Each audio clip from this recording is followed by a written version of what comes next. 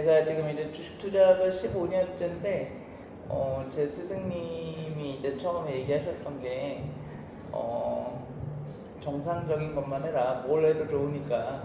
라고 얘기를 하셨어요. 그래서, 뭐, 예를 들자면, 리딩방에 들어간다거나, 아니면은 뭐, 좀 고위험 상품에 막 이렇게 투자를 한다거나, 비중을 높여서, 이런 거는 하지 마라. 라는 얘기를 하셨는데, 저도 최근에도 뭐 비상장 사기도 당했었고, 비상장 사기. 그렇죠. 비상장 상태에서 너가 사면은, 상장하면은 이게 따상이 간다. 상이 이제 30%, 우리가 30%잖아요. 30%가 두 번 간다. 그러면은 이제 그렇게 많이 먹을 수 있으니까 상장 전에 사세요라고 이렇게 조금 하는 건데. 공모주의 느낌에서. 그렇죠. 공모주인데 이제 좀 약간 잡주를 갖다가 팔아가지고 이거 상관도 안 할 건데 돈만 먹고 챙기는 약간 그런 것들입니다. 그래서 이제 비상장 사기도 당했었고 한 6천만 원 정도. 진짜요? 그쵸. 적금으로만 6천 모았는데 다 날렸네요. 그런 거는 그냥 아는 사람 통해서. 아는 사람 통해서가 아니라 처음에 이제 텔레마케터가 전화를 해서 모집을 해요. 그러면은 이제 뭐 그게 어떻고 보고서 나온 거 그런 것들을 막 이렇게 좀 분기 보고서처럼 그런 식으로 주는데 이제 그 보고서만 보면은 되게 혹하고 뭐 좋을 만한데 이제 그런 말이 있잖아요. 이렇게 좀 나한테까지 그 정보가 오면은 그 정보는 이미 다 널리 아는 사람 거다. 그러니까 하지 마라라는 얘기가 있듯이 이거를 그 사람이 그렇게 날릴 거면 그걸 왜 나한테 주겠어요, 그죠? 그렇죠. 이유 없는 호의는. 그죠. 이게 뭐 그 사람들 말로는 개인주주의 비중을 맞춰야 되니까 그걸 주는 거다라고 그렇게 얘기는 하는데 참 그건 말도 안 되는 소리고요. 이제 와서 생각하면은 뭐 저는 이제 공부했다 생각하고 그거는 날렸다 생각합니다. 이게 어쨌든 제가 이제 선생님이랑 얘기하면서는 이제 좀 처음부터 이렇게 좀 선생님도 이제 연세가 많이 어리시니까 포트폴리오 짜는 방법, 자산 배분 투자 방법, 가치 투자 방법 이런 것들을 조금 전수해드리고자. 예, 기대되네요. 예, 저도 오늘 하나하나씩 좀 썰을 풀어보려고 합니다. 좀 제가 이제 정리해 놓은 거에는 이제 좀 치킨집이나 뭐 PC방이나 이런 거에다가 예를 들어서 이렇게 해놓은 것들이 많아서 그런 이제 쉬운 예시를 보면은 아마 좀 쉽게 느껴지실 거예요. 이게 주식이라는 게 그렇게 어려운 거는 아니기 때문에 어렵지 않습니다. 알고 나면 어렵지 않아요. 이게 뭐 알기 전에 어려운 거지 알고 나면 어렵지 않고 뭐 이게 좀 주식을 확률 싸움이나 도박으로 생각하고 맞추려고 하기보다는 주식은 나의 노후 자금을 위한 거고 나와 같이 가는 거다. 내가 뭐 애플 주식을 사면 난 애플의 동업자다라고 생각을 하면은 정말로 주식으로 큰 성공을 이룰 수 있고 주식이 그렇게 막 이렇게 정말 그렇게 위험한 것도 아니고 정말 그런 막 폭락장일 때도 마음을 놓고 투자를 할 수 있는 방법이지 않을까라고 생각을 합니다. 그런 비법들이 많이 있는데 나중에 전수해 드릴게요. 알겠습니다. 기대하셔도 좋습니다.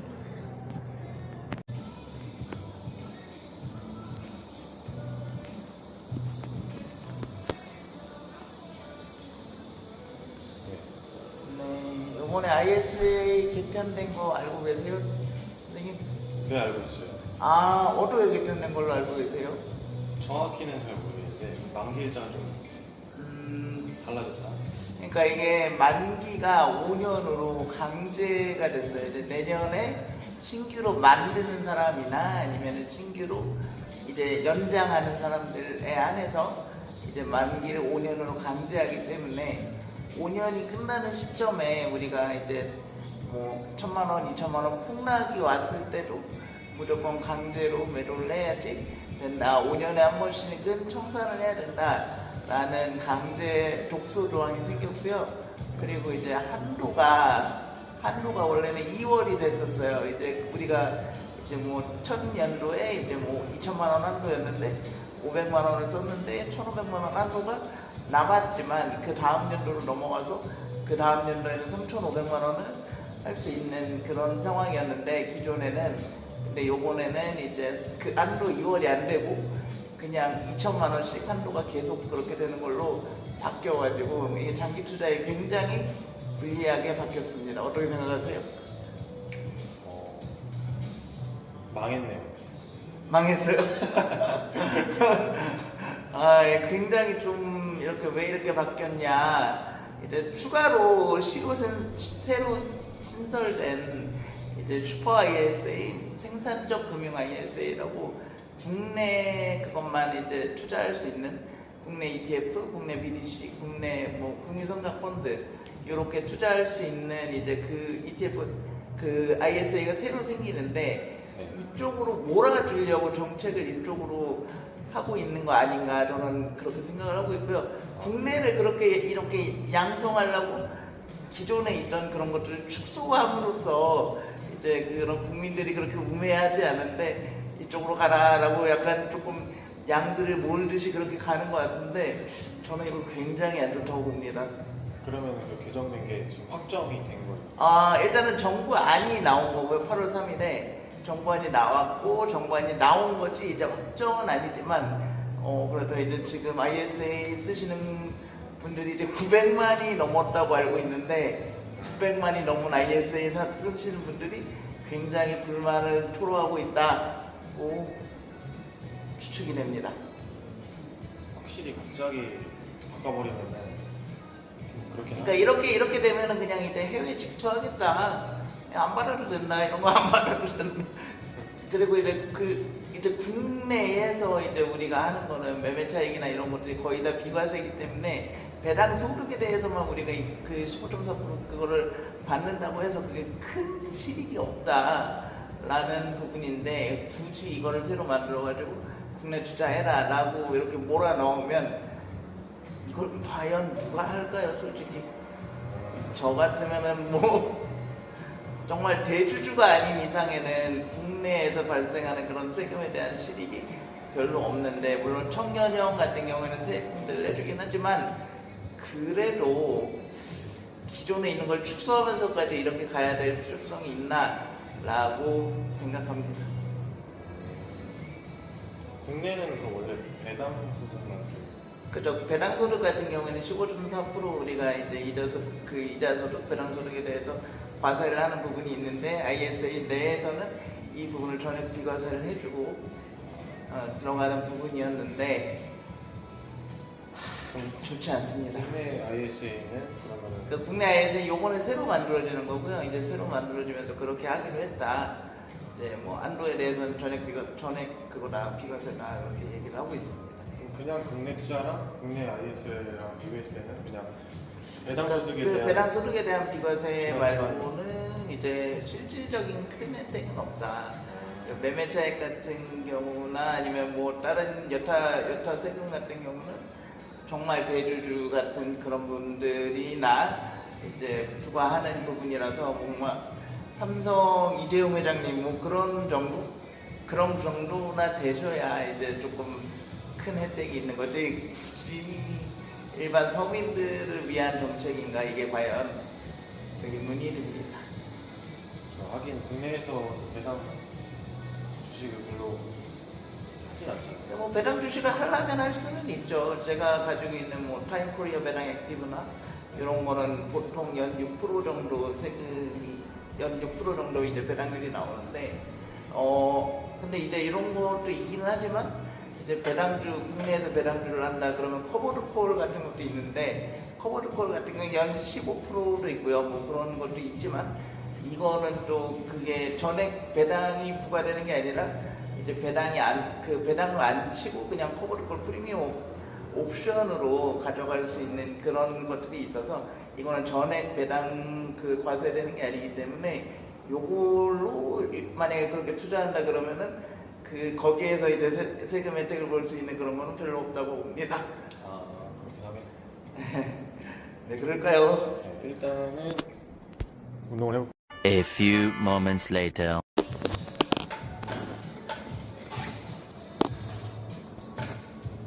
그래서 이제 우리가 ISA가 이제 정부안이 확정은 아니지만 확정이 된다면 어떻게 해야 되냐?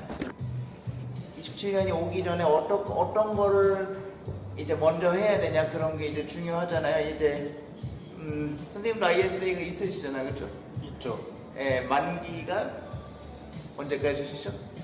제가 알기로 2099년까지 해놨던 걸로. 예, 이제 만기를 그렇게 이제 넓게 설정을 해놓으신 분들은 이제 그거에 대한 그건 없는데 만약에 만기가 이제 도래해가지고 만기를 갱신해야 되시는 분들은 최대한 만기를 넓게 설정을 해놓는 게 필요할 것 같고요. 그리고 혹시나 이제 지금 목돈이 딴 데 있다, 놀고 있다라고 하시는 분들은 ISA에다가 26년이 가기 전에 목돈을 최대한 집어넣어서 투자를 진행하시는 게 필요할 거라고 생각합니다. 왜냐하면 26년이 지나면 26년 한도가 사라지기 때문에 한도가 사라지면 또 이제 투자할 수 없잖아요, 그렇죠? 그렇죠. 그러니까 최대한 이제 한도를 늘려가지고 이제 본인 투자할 수 있는 만큼의 맥시멈을 투자를 해놓는 게 중요하다고 생각합니다. 그리고 뭐 이제 만기를 좁게 설정을 해놨는데 이제 만기가 이제 얼마 3개월 전쯤부터 이제 만기를 재설정할 수가 있기 때문에 만기를 되게 좁게 설정해놨는데 이제 그 재설정을 할 수 없는 분들은 뭐 지금 수익이 어느 정도 나 있는 상태라면 해지를 했다가 다시 넣는 것도 하나의 방법일 수는 있을 것 같습니다. 지금도 계약을 연장할 수는 없나요? 그러니까 이게 아무 때나 연장이 안 되고 만기 도래 3개월 전부터 아마 연장이 가능할 거예요. 그 재설정이 가능한 걸로 알고 있어서 지금은 이제 안 되시는 분들이 많을 거고 저도 확인해 보니까 2031년까지로 돼 있더라고요. 진짜요? 그래가지고 저도 이제 만약에 정부안이 확정이 된다면 저도 아마 그때는 잘 몰라가지고 그렇게 설정한 것 같은데 그런다면 저는 한 12월 중순쯤에 재가입을 할까 생각 중입니다. 저는 그냥 무작정 끝까지 돌려놓고 그냥 마무리. 아니 그러니까 저도 아무 그렇게 생각 없이. 했어야 되는데 그게 잘한 건데. 아니 근데 일단은 지금 이제 국민들의 성토도 있고 하다 보니까 일단 이재명 대통령이 이제 다시 들여다봐라라고 한 걸로 최종 뉴스가 나온 걸로는 알고 있는데 과연 이게 바뀔까요? 라는 잘 모르겠습니다. 저는 이게 좀 바뀌었으면 좋겠는데 국민들이 지금 900만이 넘게 하고 있는데 좀 좋은 방향으로 좀 이게 국내 투자를 그렇게 해라 하면 이게 하기 싫잖아요. 오히려 그쵸. 하라 그러면 하기 싫잖아요. 반발심이 생기죠. 조금 반발심도 생기고 국내 투자가 정말 그렇게 투자에 좋은 시장이고 그러면 하지 말라 그래도 투자를 하게 되는 게 국민이고 이게 그렇습니다. 어쨌든 시장을 그냥 가만히 냅둬야지 정부가 이리저리 조종하려 그러면 더 안 좋은 쪽으로 흘러가기 때문에 그런 부분들을 조금 알아서 정책을 조금 만들어 주셨으면 좋겠습니다. 이게 좀 너무 ISA 하는 사람이 너도 나도 있고 직장에서도 너도 나도 다 있기 때문에 뭐 길 가다 물어봐도 한 명씩은 있는 게 ISA인데 너무 이렇게 좀 국민들이 원성을 사면 좋지 않지 않을까라는 생각을 합니다. 알겠습니다. 부디 확정될 때는 좋은 방향으로 났으면 좋겠다라는 생각이 듭니다. 어렵네요. 그러게요. 선생님은 뭐 궁금하신 거 있어요? ISA 관련해서? ISA 보통 ISA에서 어떤 거 투자하나요? 그것도 이제 그런데 이제 지금 이제 생산종 금융 ISA가 나왔으니까 우리는 이제 그냥 기존 ISA가 있고 이제 생산종 금융 ISA도 가져갈 수 있잖아요. 그러면은 이제는 투자하는 방향이 이제 그 기존 ISA에서는 뭐 S&P 500이나 나스닥 100을 추종하는 국내 상장 ETF를 담아야 되는 거고 그 다음에 이제 생산적 금융 ISA에서는 뭐 제가 가지고 있는 타이코리오 배당 액티브나 아니면은 뭐 플러스 고배당주나 아니면은 뭐 그런 국내 고배당주 위주로 담아 가셔야 돼요. 그래야지 거기에서 최대한 뽕을 빨 수 있다, 예, 혜택을 받을 수 있다라고 할 수 있습니다. 그 이제 그 기존 ISA에서는 이제 해외 관련된 걸 쭉 하고 이제 여기에서도 이제 배당 관련된 것도 할 수 있지만 제가 생각할 때는 좀 시세 차익을 먹을 수 있는 그런 거 위주로 가는 게 낫지 않나. 왜냐면은 이제 또 원래는 이제 작년에 또 웨납스 이슈가 있었잖아요. 그래가지고 배당을 받으면 원래는 이제 그 국세청에서 환급을 해주고 이제 100% 너네 투자해라 했다가 이제 그거를 또 나중에 할 때 이렇게 했었는데 이제 원래 보전해주던 거를 이제 보전 안 해주고 다 떼가잖아요. 그래서 배당 받는 투자를 하기보다는 이제 여기서는 시세 차익을 먹는, 저는 이제 그래서 나스닥이랑 S&P, 특히나 나스닥 위주로 투자를 하고 있습니다.